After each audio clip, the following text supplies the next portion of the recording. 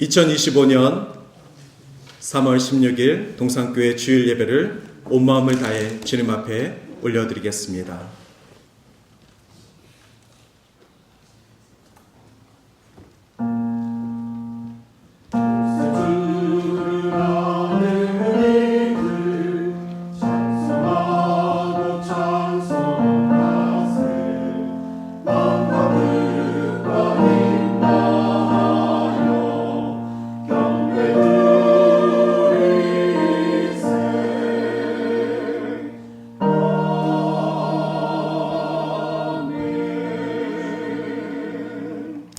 하나님이시여, 내 속에 정한 마음을 창조하시고 내 안에 정직한 영을 새롭게 하소서.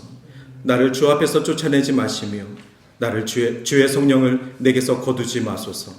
주의 구원의 즐거움을 내게 회복시켜 주시고 자원하는 심령을 주사 나를 붙들어 주시옵소서. 아멘. 사랑과 은혜가 풍성하신 하나님, 이 귀한 사순절 둘째 주 예배에 저희가 다시 주님 앞에 나와 주님의 은혜를 간구하며 주님 앞에 경배하기를 원합니다. 우리의 마음을 열어주시고 그리스도의 고난과 희생을 깊이 묵상할 수 있도록 인도하여 주시옵소서. 우리가 주님의 고난을 기억하며 그 사랑에 감동하여 우리의 삶을 새롭게 변화시켜 될 수 있기를 소망합니다. 주님, 이 사순절 회개의 시간 가운데 우리 내면의 깊은 곳부터 하나님과의 관계가 새롭게 회복되기를 원합니다. 주님 앞에 더욱더 가까이 나아가길 원합니다. 주님의 그 사랑을 더 깊이 경험할 수 있기를 원합니다. 주님, 이 예배의 모든 순서를 주님의 뜻대로 인도하여 주시고 우리가 드리는 찬양과 기도와 경배의 모든 순서마다 영광 받아 주시옵소서. 감사드리며 예수님의 이름으로 기도드립니다. 아멘. 만물을 창조하시고 섭리하시는 하나님 아버지, 거룩한 주일 주의 성전으로 저희들을 불러주시고 예배 드릴 수 있는 은혜를 허락하심을 감사드립니다. 이 시간 세상의 모든 걱정과 근심을 내려놓고 우리의 마음과 영혼을 주님께 올려드리며 온전히 주님을 찬양하고 경배하기 원합니다. 저희가 드리는 찬양과 기도가 향기로운 제사로 올려지게 하시고 주님의 영광을 나타내는 시간이 되게 하옵소서. 한 주간의 삶을 지나는 동안 주님의 뜻대로 살지 못했던 저희의 연약함을 회개합니다. 주님을 온전히 신뢰하지 못하고 때로는 의심과 불평 속에 살았던 저희를 용서하여 주시옵소서. 십자가의 보혈로 우리의 죄악을 덮으시고 다시금 주의 자녀로 온전히 살아가게 인도하여 주시옵소서. 악한 것은 그 어떤 모양이라도 버리고 하나님의 거룩하심을 따르는 성령 충만한 그리스도인이 되게 하여 주시옵소서. 주님의 사랑을 본받아 살아가기를 원합니다. 말과 행동이 주님의 뜻을 따르게 하시고 우리의 삶이 주님을 닮아가게 하옵소서. 거룩한 사순절 기간을 보내고 있습니다. 우리 죄를 위하여 십자가를 지신 그리스도의 고난을 기억하며 우리의 죄와 허물들을 돌아보는 시간을 갖게 하여 주시옵소서. 교만과 욕심을 내려놓고 겸손함으로 주님을 닮아가는 삶이 되게 하여 주시옵소서. 보잘것없는 저희들을 위해 독생자도 아낌없이 주셨던 하나님의 그 크신 사랑을 다시 한번 생각하며 감사를 드리고 은혜 받는 귀한 시간이 되게 하여 주시옵소서. 주님의 몸된 교회를 위해 기도합니다. 우리 교회가 하나님의 뜻을 온전히 실천하는 공동체가 되게 하시고 행하는 모든 일들을 통해 하나님의 이름이 높아지게 하옵소서. 모든 성도들이 함께 주의 일에 동참하게 하시고 서로를 위하여 기도하고 섬기게 하여 주시옵소서. 하나님의 말씀을 사모하게 하시고 선교와 전도에 열심을 다하게 하옵소서. 이 시간 마음의 상처와 질병으로 고통받는 성도들의 기도와 간구에 응답하여 주시고 주님의 따뜻한 손길로 상처를 어루만져 주시옵소서. 이 시간 말씀을 통하여 갈급한 심령에 은혜의 담비를 내려주시기를 소망합니다. 말씀을 전하시는 목사님이 성령께서 함께하여 주셔서 우리들의 영혼이 소생되고 깨닫는 은혜의 시간이 되게 하여 주시옵소서. 오늘도 영광의 주님을 높이기 위해 수고하는 손길들이 있습니다. 찬양대의 찬양을 통해 주님 홀로 영광 받아주시고 크신 은혜를 허락하여 주시옵소서. 주의 몸된 교회를 사랑하며 헌신하는 성도들을 기억하시고 주님이 주시는 참 기쁨이 삶 가운데 충만하게 하여 주시옵소서. 주일학교와 교사들 위에도 주님 함께 하셔서 어린이들이 믿음이 자라고 지혜가 자라는 은혜가 있게 하여 주시옵소서. 여러 가지 사정으로 예배에 참석하지 못한 모든 동산의 성도들에게 동일하신 주님의 은혜가 함께 하시길 간절히 바라며 이 모든 말씀 우리를 구원하여 주신 주 예수 그리스도의 이름으로 기도하옵나이다. 아멘.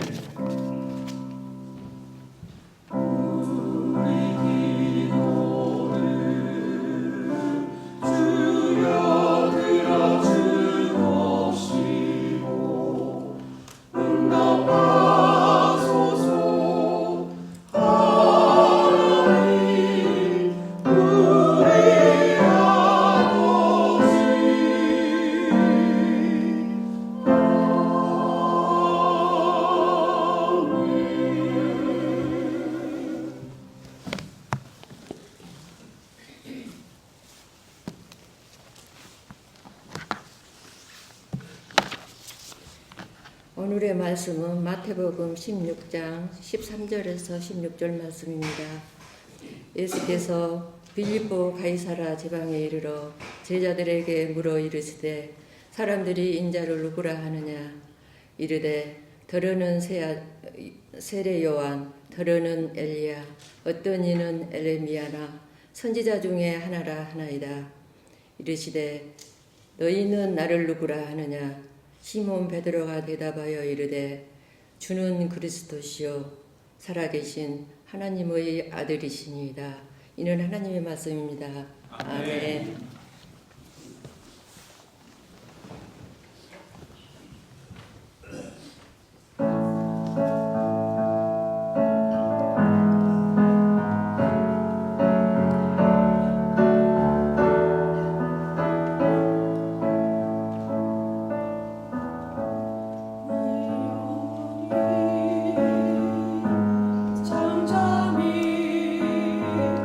하나님 바라는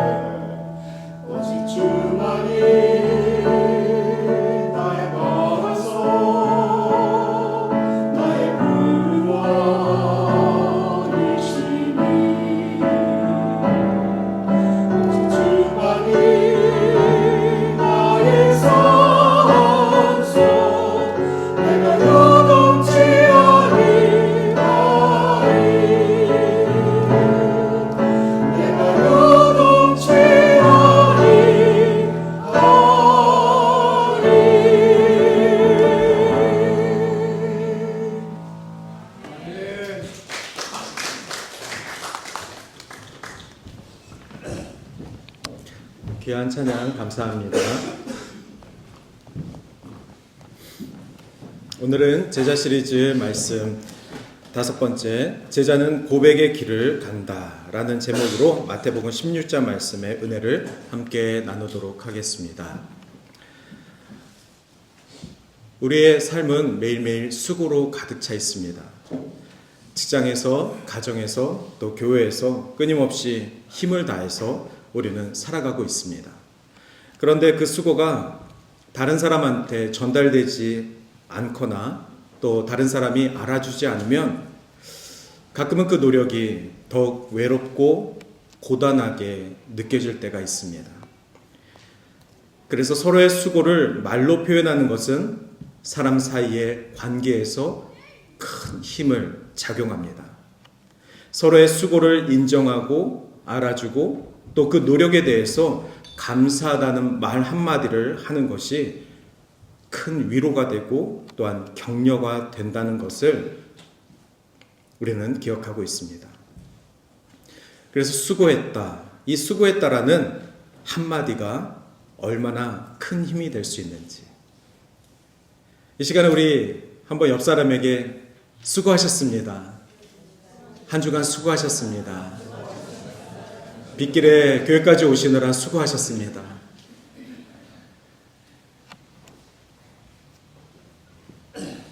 그렇게 말 한마디로 인해서 우리는 주님의 사랑을 나눌 수 있는 통로가 되는 것입니다. 한마디의 말을 사용해서 서로에게 정말 위로를 줄 수 있고 격려를 줄 수 있고 내가 예수 그리스도 안에서 살아가고 있고 또 사랑을 받고 있는 존재구나. 더 중요한 것은 내가 그 사랑을 전할 수 있는 대상들이, 이웃들이 내 앞에 있구나. 이것이 바로 하나님이 우리에게 허락하신 공동체입니다. 며칠 전에 아이 방에서 우는 소리가 났습니다. 한참 누가 울다가 그리고 또 막 대화하는 소리가 납니다. 우는 소리가 났다가 대화하는 소리가 났다가 그래서 이게 무슨 일이지? 궁금했었습니다. 나중에 보니까 아내가 아이 방에서 혼자 드라마를 보는 소리였습니다. 집에 애들이 거실에 있고 이러니까 혼자 조용하게 드라마를 보고 싶어서 애들 방에 들어가서 근데 밖에서 들리는 소리는 우는 소리도 나고 떠드는 소리도 나고 그래서 너무 궁금해서 도대체 무슨 드라마길래 그렇게 우냐. 아내가 이 드라마를 보면서 정말 수도꼭지가 열렸다 할 정도로 눈물을 엄청 흘리고 드라마를 봤습니다. 제목이 폭삭 속았수다입니다. 혹시 이 드라마를 아시는 분이 계실지 모르겠습니다. 이 드라마는 51년생, 대한민국의 51년생 여자아이가 51년에 태어난 여자아이 이름이 애순입니다. 우리 박효순 권사님이 계셔서 제가 이 이름을 호칭을 호명하기가 좀 죄송하긴 한데 어쨌든 심지어 51년생이시고 그래서 주인공이 애순인데 이 애순이의 삶을 70년 동안의 삶을 과거와 현재를 왔다 갔다 하면서 그린 드라마입니다. 아직 진행 중이라 어떻게 진행될지는 저도 잘 모르겠습니다. 정말 아내는 1편 보고 그렇게 울었습니다. 2편 보고도 울고 그 51년생 애순이의 파란만장한 그 인생 속에서 아내는 아마도 돌아가신 장모님을 생각했다고 그래서 많이 울었다고 저에게 얘기를 해줬습니다. 아마 보고 싶은 엄마가 옆에 없으면 그 어머니에 대한 그리움이 이 드라마를 보면서 많이 이렇게 생각나게 하는 그런 드라마인 것 같습니다.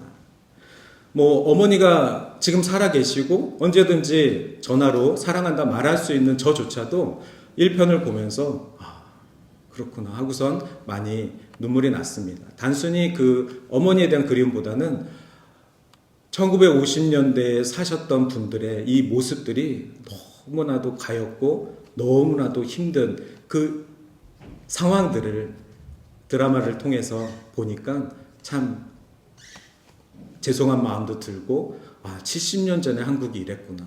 70년 전에 제주도가 이랬구나. 이런 모습들을 제가 좀 보게 되었습니다. 그래서 저는 처음에 폭삭 속았다가 이 예순이라는 여주인공이 정말 세상에 속았구나. 세상에 속아서 그런 드라마인 줄 알았습니다. 그런데 이게 제주도가 배경이다 보니까 제주 방언으로 폭삭 속았수다라는 뜻은 위에 있는 수고 많이 하셨습니다. 라는 뜻이라고 합니다. 그래서 아까 옆에 분들에게 수고하셨습니다. 우리가 얘기했는데 제주 사람이라면 옆 사람에게 폭삭 속았수다. 육지 사람들은 그게 잘못 오해하게 들리는데 제주 사람들은 이 말로 서로의 위로를 하고 또 격려를 하고 정말 고생했어. 이런 말이라고 합니다. 참 아름다운 말의 의미인 것 같습니다. 정말 서로에게 수고하셨습니다. 라고 말할 수 있는 그러한 관계들이 있다는 것은 정말 귀한 것 같습니다. 그런데 돌아가시면 이 말조차도 전할 수 없어서 아마 이 드라마는 첫 장면이 그렇습니다. 이 51년생 예수님이 나중에 할머니가 돼서 60년 전에 돌아가신 해녀였던 엄마를 그리며 바다를 향해서 엄마 하고 외치는 그런 장면으로 영화가 시작됩니다. 불러도 만날 수 없는 어머니에 대해서 어머니 정말 저 키우시느라 수고하셨습니다. 그리고 저도 어머니처럼 이렇게 자식 키우면서 수고한 인생을 살아가고 있습니다. 이제 저도 곧 어머니를 뵐 날이 멀지 않은 것 같은데 어머니도 수고하셨고 저도 많이 수고했습니다. 라는 그런 내용이 앞으로 펼쳐질 것 같습니다. 고백이라는 것은 이렇게 중요합니다. 누군가가 수고를 하였을 때 그 수고에 대해서 감사를 표현하는 것은 굉장히 중요합니다. 왜냐하면 그 수고의 대상이 곧 내 곁에서 사라지면 그 수고했다라는 말조차도 전할 수 없기 때문에 그렇습니다. 사랑하는 대상이 내 눈앞에서 사라지면 그 사랑하는 대상을 향해서 안아볼 수도 없고 또 사랑한다 말할 수도 없는 게 우리의 정말 보통적인 삶입니다. 이 드라마에서는 자식을 잃은 어미의 울음, 자식을 잃은 아비의 그 가슴 아리도 나와 있습니다. 어머니도 잃고 아버지도 잃고 자식도 잃는 그러한 삶 속에서 우리는 보고 싶은 사람에게 사랑한다 말하고 수고한 사람에게 수고하셨습니다 라고 말 한마디 정도는 하면서 살아야 되지 않을까. 이것들이 전부 다 우리의 고백에 들어가 있습니다. 그래서 고백이라는 것은 누군가의 노력이나 고생에 대한 진심을 감사로 표현하고 또 그 사람이 겪은 어려움이나 여러 가지 어려운 고충들을 마음에서 진심으로 표현하는 단어입니다. 정말 장황한 연설이 필요 없고 수고하셨습니다. 폭삭 속았습니다. 이 한마디에 서로의 위로가 되는 것입니다. 또 누군가가 나에게 어깨를 두드리며 고생했습니다. 수고하셨습니다. 이 한마디에 그 사람은 내 수고를 다 알지 못하더라도 그 고백 속에 나는 위로를 받고 오늘 내가 위로를 받는구나. 오늘 하나님께서 나에게 귀한 사람을 보내주셔서 위로를 받게 하시는구나. 하나님 감사합니다. 결국에는 서로의 고백을 통해서 하나님과의 관계가 회복되고 하나님께서 그 많은 사람들을 우리에게 보내주신 이유를 서로가 격려하고 고백하고 또한 사랑으로 귀한 공동체를 세워나가는 것에 있는 것 같습니다.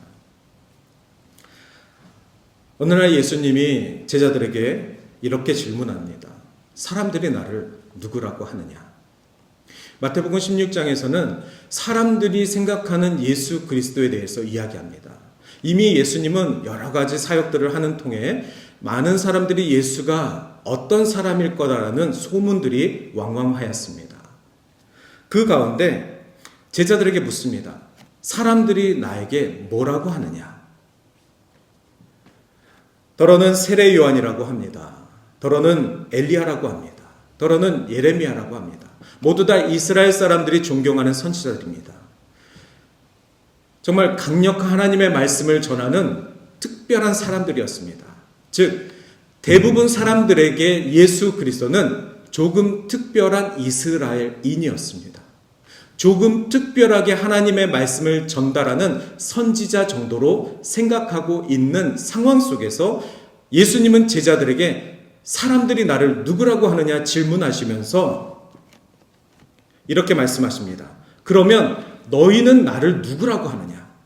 예수님의 질문의 포인트는 사람들이 나를 누구라고 하는지 너희들 귀담아 듣지 마라. 사람들이 나에 대한 생각과 그런 말들에 대해서 속상해하지 마라.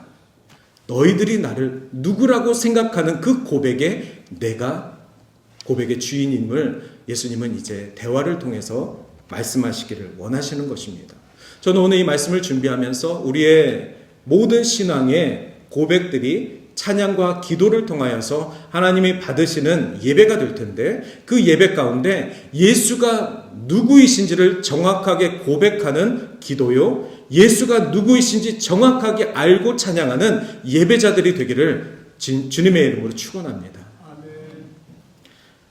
베드로는 그 유명한 고백을 합니다. 주는 그리스도시요 살아계신 하나님의 아들이십니다. 예수님은 이 고백이 너무나도 만족하였습니다. 듣기 너무나도 좋았습니다.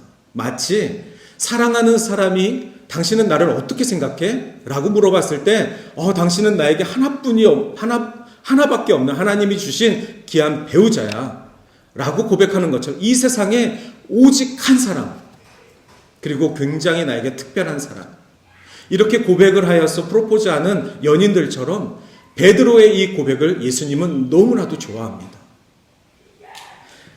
우리도 이 고백을 통해서 찬양하기도 하고 그리고 기도하기도 합니다. 우리 크리스찬의 신앙은 주는 그리스도시요 살아계신 하나님의 아들이십니다에서 시작합니다. 이 교회는 예수가 누구이신지 예수님의 토대 위에서 시작되었습니다. 그러니 이 베드로의 고백이 특별할 것이 없습니다. 우리들에게는. 그러나 이 시대에는 베드로의 이 고백은 목숨을 건 고백이었습니다. 세상은 로마 황제가 다스리고 있고 어디를 가든 로마의 군사들이 강력한 파워를 작용하였습니다. 그래서 세상 곳곳에서 로마의 황제가 신이다. 오직 주님은 로마의 황제다라고 고백하게끔 강요되었던 시대였습니다.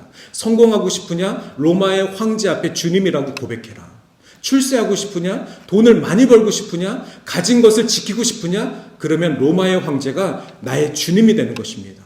그런데 베드로는 로마의 황제에게 주님의 로드십을 인정한 것이 아니라 지금 내 앞에 계신 예수님에게 당신이 나의 주님이십니다 라고 고백한 것입니다. 이것은 세상을 향해 등을 진 목숨을 건 제자의 고백입니다.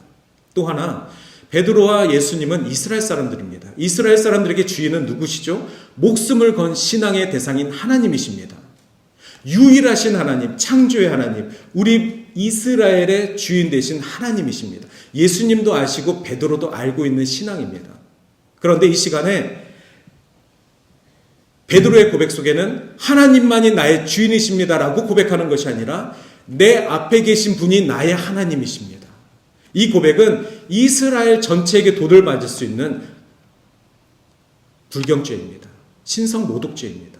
즉 베드로의 고백은 세상으로부터 등을 진 고백이고 그리고 그의 민족의 전통과 신앙으로부터 등을 진 고백입니다. 배신의 고백입니다. 목숨을 건 고백입니다. 그런데 그 고백에 누가 받으십니까? 예수 그리스도가 받으시고 그 고백의 주인 되시고 흡족해 하십니다. 우리는 세상에 등을 진 자들입니다. 세상에 등을 지고 예수 그리스도의 십자가의 길을 걸어가는 주님의 백성들입니다. 또한 우리는 영적 이스라엘로 하나님을 믿으며 예수 그리스도가 나의 주인이심을 고백하는 크리스찬들입니다. 우리들의 고백은 베드로의 고백과 같아서 목숨을 걸고 주님이 나의 주님 되십니다. 예수가 나의 주님 되십니다. 이 고백을 해야 하는 크리스찬들인 것입니다. 너무나도 당연한 시대 속에서 너무나도 편하게 교회를 다니는 이 핍박이 없는 시대 속에서 살아가면서 이 나라에서 살아가면서 이 고백이 너무나도 가볍게 그냥 흘러가는 유행어처럼 그렇게 치부되면은 절대 안 됩니다. 지금도 세상 어느 곳곳에서는 예수를 주인으로 고백하는 교회를 핍박하고 그 신앙들을 무너뜨리려고 하는 민족들이 아직도 있습니다.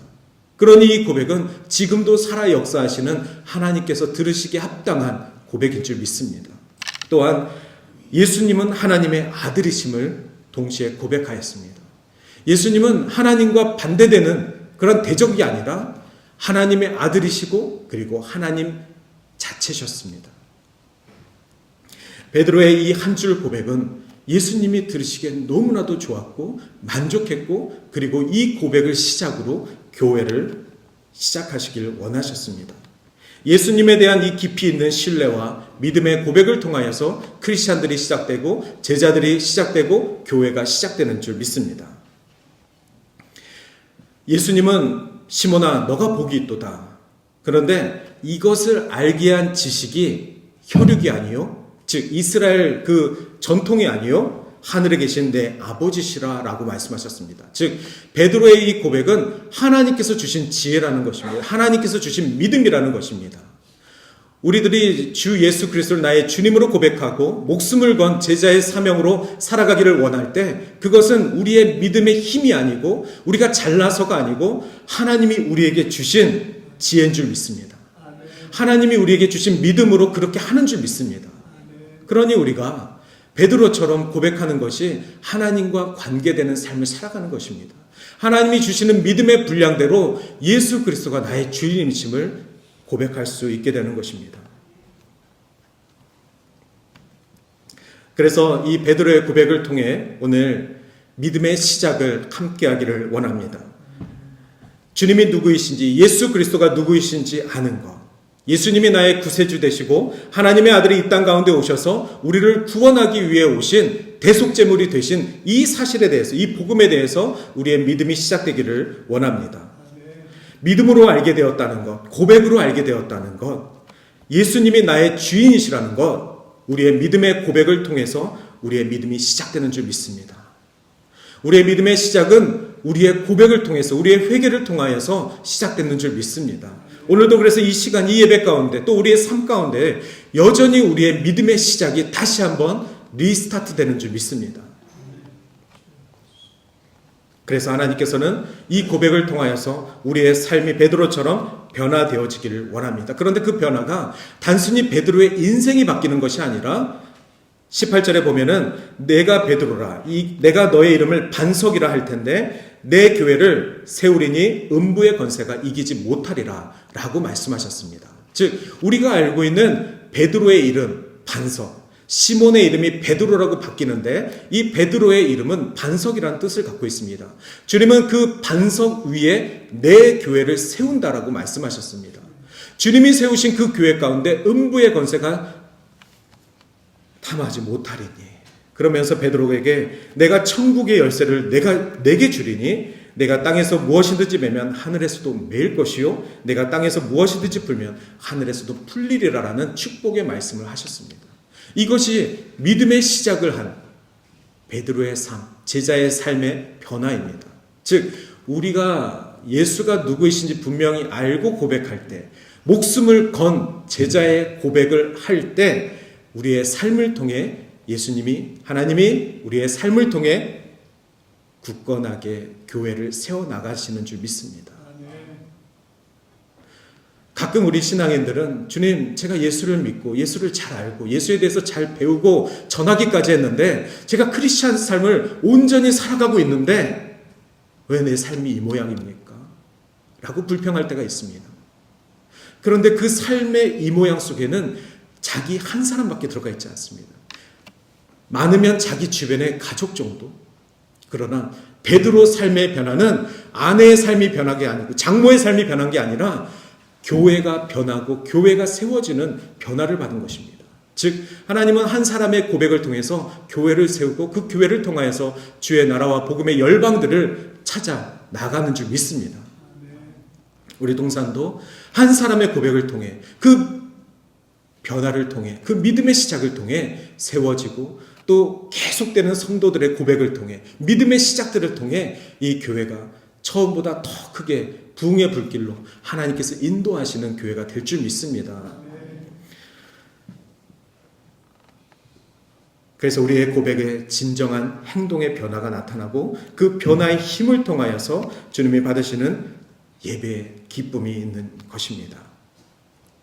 또 하나는 이 고백을 통하여서 관계의 회복이 이루어집니다. 교회가 세워진다라는 것은 무엇입니까? 이 세상 가운데 복음이 들어가야 될 이유 가운데 그들이 복음을 듣고 변화를 받아 하나님과의 관계, 즉 죄인으로부터 끊어졌던 그 관계들이 회복되어지는 믿음의 길이 교회를 통하여서 선포되는 그 역사가 우리 동산에도 또 토론토의 많은 교회 가운데 그 사명을 잃어버리지 않기를 바랍니다. 그래서 이것은 개인의 고백을 넘어서 하나님과의 인간 그리고 사람과 사람 사이의 관계들이 회복되어지는 힘이 있습니다. 저는 가끔 이렇게 어떤 고백을 통해서 여러분들 서로에게 이렇게 고백을 해보십시오 라고 권면을 하면 정말 작은 시간이지만 이 공간 안의 흐름이 굉장히 부드럽게 바뀌는 것을 봅니다. 아마 그래서 가끔 목사님들이 그런 부탁을 많이 드리는 이유가 서로가 인정을 하고 또 격려를 하고 그리고 위로를 하고 그런 바라보는 시선을 통해서 정말 이 공기와 흐름이 바뀌는 것을 보기 때문에 하나님께서 이 예배를 받으시는데 이 예배 가운데 모인 자들이 서로 위로하고 사랑하고 용서하고 그런 성도들의 공동체를 얼마나 보기 흡족하실까. 그 마음을 아마 이렇게 훈련을 통해서 나누는 것 같습니다. 우리는 예수님만이 나의 길이요 진리요 생명임을 고백하는 자들입니다. 다른 길은 없습니다. 다른 곳에 우리의 생명을 두지 않습니다. 오직 예수님을 믿고 영생을 얻어 그 기쁨을 믿고 살아가는 것이 바로 예수님의 백성들이고 예수님의 제자들인 줄 믿습니다. 하나님과의 직접적인 관계가 회복되어야 하고 이 시간에 이 예배를 통하여서 우리가 드려지는 이 모든 예배의 영광이 하나님이 받으시는데 그 영광 가운데 거하시는 하나님께서 우리와의 그 관계들이 회복되어지는 이 예배가 되기를 주님의 이름으로 축원합니다. 또한 우리 교회 공동체가 온전히 하나님을 바라봐야 할 텐데 예수님을 주님으로 고백하는 그 순간 이루어질 것입니다. 우리 교회 안에 예수님에 대한 고백이 잊어지고 또 하나님의 가족의 그 기쁨이 잊혀지고 또 서로가 사랑해야 될 형제 자매라는 그 마음들이 소홀해질 때 우리에게 주셨던 하나님의 사명은 사라지는 것입니다. 하나님이 교회에 맡기신 빛과 소금의 역할 그것을 우리는 끝까지 감당해야 합니다. 하나님이 우리 믿는 자들에게 제자들에게 주셨던 빛과 소금의 역할 그 역할은 우리에게 하도록 권면하는 것이 아니라 해야만 하는 사명이 되는 것입니다. 여러분의 삶 가운데 빛과 소금의 역할 감당하며 살아가시기를 그래서 그것을 감당하며 살아가실 때 음부의 권세가 틈타지 못할 것을 믿고 베드로의 고백처럼 주는 그리스도시요 살아계신 하나님의 아들이십니다. 이 말에 이 고백에 의심 없이 이 고백에 정말로 내가 내 삶에 대한 후회 없이 이 고백으로 하나님을 예배하길 원하며 하나님과 예수님과 성령님 안에서 정말 우리의 신앙이 온전히 굳건히 세워지기를 바랍니다. 그럴 때 우리의 길이 복된 길로 가는 것입니다. 우리가 무엇을 이 땅 가운데에서 복으로 여기겠습니까? 우리가 이 땅 가운데서 도대체 뭘 더 받아야 복이라 하겠습니까? 우리 백교회 권사님하고 아침에 교회 오면서 권사님 참 캐나다 좋습니다. 캐나다의 자연이 좋고 오늘 이렇게 갑자기 비가 오는 이 시간이 좋고 그런데 비가 오면 불편하고 또 비가 안 오면 덥고 불편하게 보기 시작하면 캐나다 불편합니다. 정말 덥기 시작하면 캐나다 불편합니다. 눈 오는 거 보기 시작하면 캐나다 불편합니다. 그러나 권사님과 함께 아침에 교회 가는 그 시간이 좋아서 날씨 이야기도 하는 것이고 또 한 주간에 잘 지내셨는지 안부 이야기도 하는 것이고 같이 갈 수 있는 성도가 있고 같이 예배할 수 있는 성도가 있고 또 오늘 예배할 수 있는 건강과 이 마음이 허락된다면 비가 와도 좋고 눈이 와도 좋고 주님을 예배할 수 있다면 뭐든 괜찮습니다. 이 고백이 저는 매주일 우리 권사님 모실 때마다 권사님의 그 짧은 간증 통해서 듣습니다. 그것이 우리에게 주실 마지막 복이 아니겠습니까? 캐나다뿐만이 아니라 미국에 살든 아프리카에 살든 한국에 살든 그곳에서 하나님을 만나 비가 오나 눈이 오나 어떤 환경 속에서도 예배하는 그 기쁨을 빼앗기지 않는다면 그것이 복인 줄 믿습니다. 그 길 가운데 우리는 고백하고 그 고백을 통해서 서로에게 위로를 전하는 것, 그것이 얼마나 귀한 성도의 교제인지 모르겠습니다. 우리가 정말 예수의 제자라면 우리가 하는 말 한마디 한마디마다 그 고백 가운데 예수의 향기가 묻어나는 줄 기억하고, 그리고 그 묻어난 그 예수의 향기가 우리 입술을 통해서 우리의 고백을 통해서 하나님께서 받으실 그 영광이 그 관계 속에서 임할 줄 믿습니다. 하나님의 은혜와 약속을 붙잡고 나아가시길 바랍니다. 말씀을 마치겠습니다. 사랑하는 동산교회 성도 여러분, 오늘 베드로의 고백은 우리의 고백의 시작입니다. 베드로의 이 믿음의 고백은 교회의 시작입니다.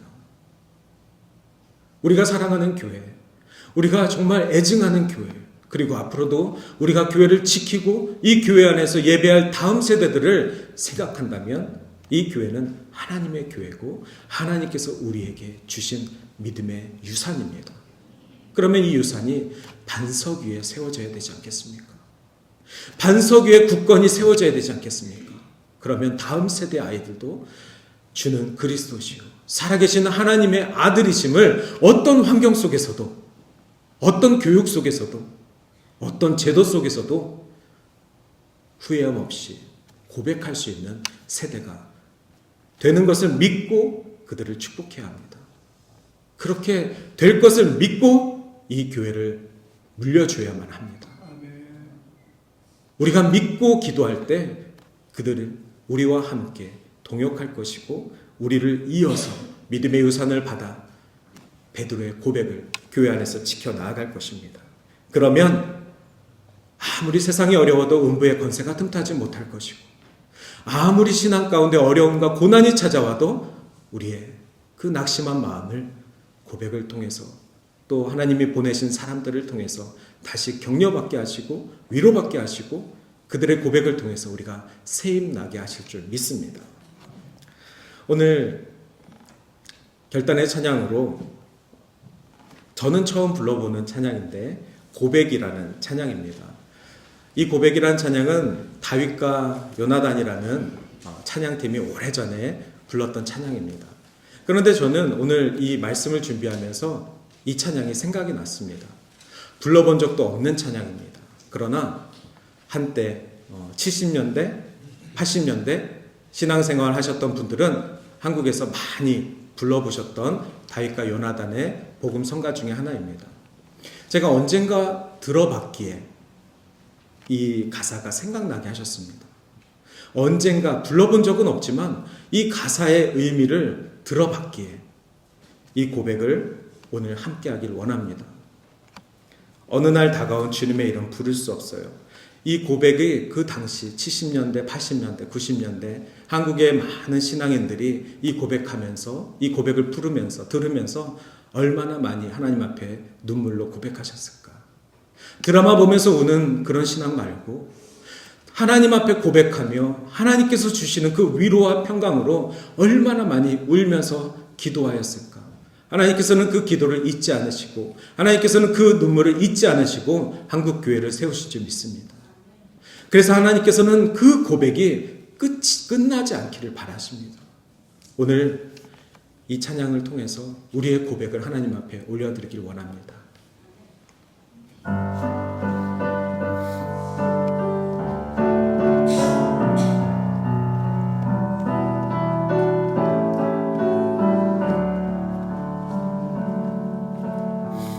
어느 날 다가온 주님의 이름을 부를 수 없었어요. 뜨거운 사랑을 느꼈지만 그릴 수 없었어요. 어느 날 다가온 주님의 모습을 쳐다볼 수 없었어요. 따뜻한 사랑을 느꼈지만 바라보지 못했어요. 비우지 못한 작은 가슴,